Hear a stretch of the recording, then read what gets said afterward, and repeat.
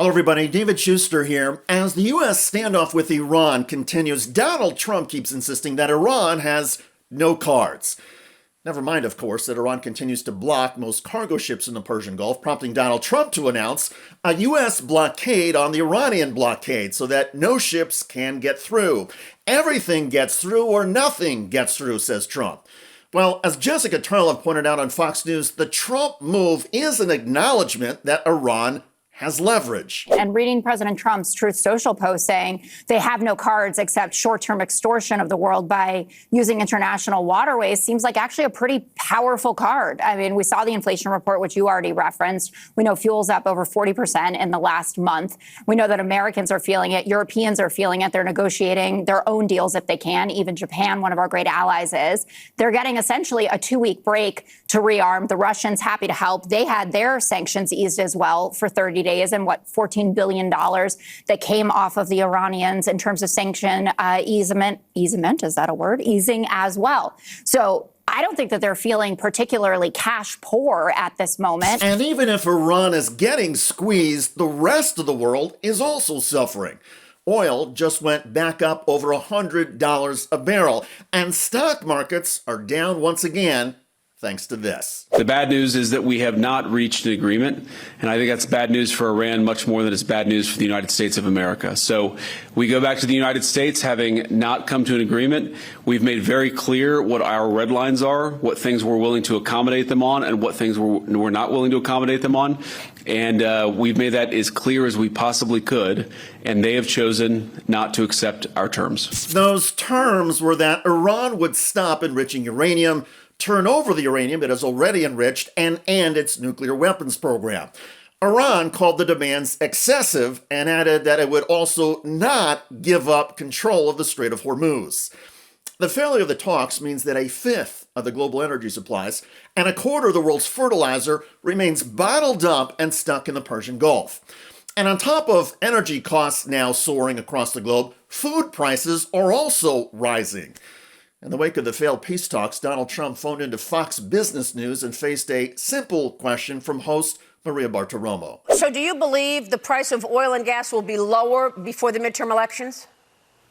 I hope so. I mean, I think so. It could be. It could be or the same or maybe a little bit higher, but it should be around the same. I think this won't be that much longer. They're wiped out, man. They're wiped out. And you don't get a fair shake. We need a free and fair press in this country, and I don't even know why people would do that. Why would they say how wonderful they're doing militarily? They're doing so well. The country is wiped out. Iran is wiped out, except that they still have enough missiles and drones to stop cargo ships that are unauthorized from even trying to get through the Strait of Hormuz. And even Donald Trump thinks the high gas prices in turn could last for a while. Also, it seems like a troubling sign when the President of the United States has to call into Fox Business News to explain why his administration could not negotiate a deal with a country the U.S. wiped out and obliterated. Meanwhile, a recent Trump administration report found that inflation last month tripled because of the Iran war. And gas prices in the United States, which averaged about $3 a gallon before the war began, now average $4.16 a gallon. Motorists across the United States are perplexed. Well, I blame Trump directly. There's a lot of people that they got to make choices now. That is it gas? Is it food on the table? How do I get to work? We're being dragged into something that I don't think that it's right that we, the people of America, should have to suffer for that. It's all about power, greed, and control. And we're paying for it. The Trump administration is also now asking U.S. taxpayers to pay more for the war itself. Congress has been asked to increase the Pentagon budget over the next year from $1 trillion to $1.5 trillion. That's a $500 billion increase. And how will the Trump administration find the money? The administration and Congress could raise taxes on the wealthy, but instead of even considering revenue proposals like that or discussing, say, a billionaire tax, the Trump administration is asking Congress to eliminate more government programs. The Trump team is proposing that Congress cut and outright eliminate dozens of popular domestic programs that help tens of millions of people.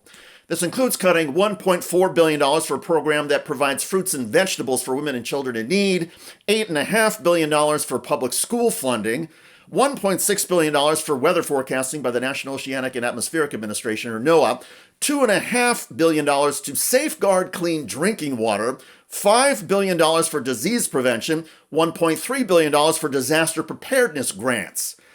The Trump team wants to eliminate a program to help people struggling to pay their home heating bills, eliminate vocational and job training for at-risk youth, adults, and seniors, eliminate air pollution monitoring, and eliminate affordable housing grants.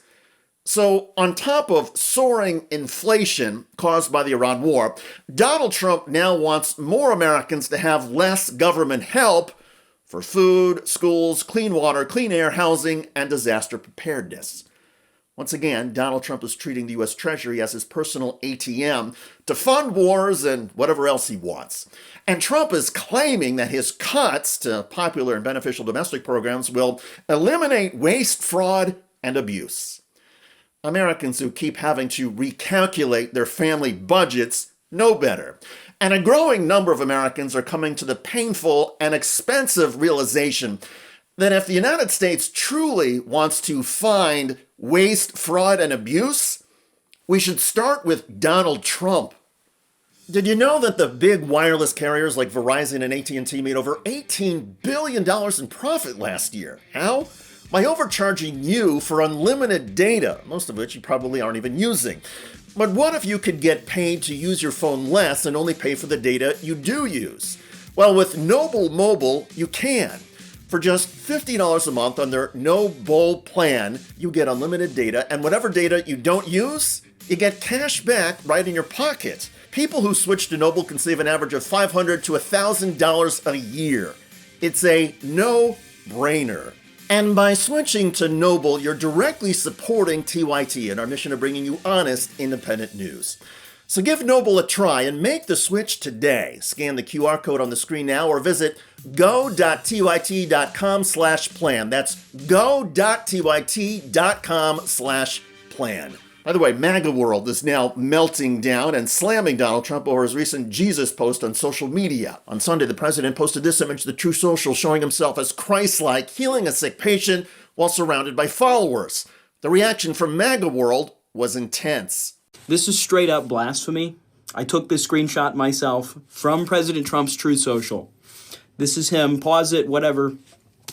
She's got her hands. She's praying to President Trump as whatever this is flying around up here. No. Check out that video at the link below. I'm David Shuster. Thanks for joining us.